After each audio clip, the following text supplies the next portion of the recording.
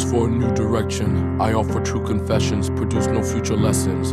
For your questions, all we offer as companions is the weight of more questions. From the vantage of our perspective, we imagine our own directives and remove our protective coats that shield us from pain, but cloak a crucial message.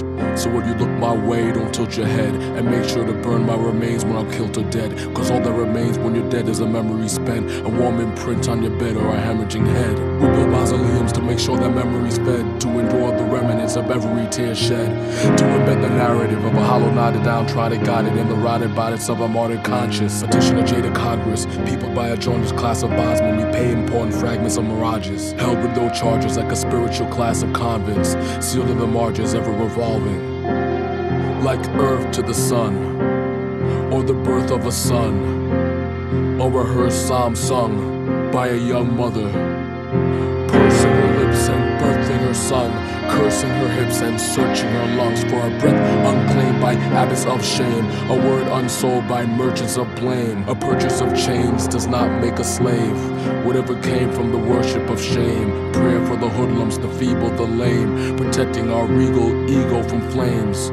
The fires of intuition slowly burn the house of arrogance that holds our newest traditions. Our ancestors make their transitions and take their truest positions in a fluid division between our hearts and minds. We chart designs like constellations on the inside of our mother's wombs, and we birth like we're parting time.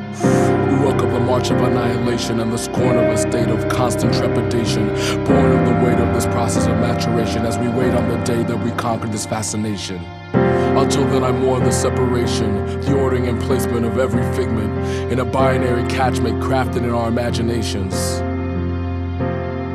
Mother and child, I and the other, human and creature, we and nature, higher and lower self, future, past and present, slave, master and beast, aristocrat and peasant. And so we make sure we're present, and the spark resident in our heart isn't hesitant when it comes time to choose the fear of the prison we know or the freedom of the unknown future.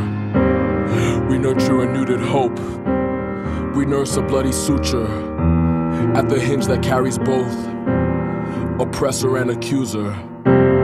We drape our flags along its planks and sail our nations into the past, where the current that runs through each heart collect alike the path to the start. No cloth for flags and epaulets, no more toil for what is ours, until it collapses on its axis and smashes our many attachments. We're all indicted, capitalist actors, half fully human, half fully fascist, affably moving through a passage of facets collected and stored amongst our many passions in the doors of our mind that reveal a mass and magic, the joyous and the tragic.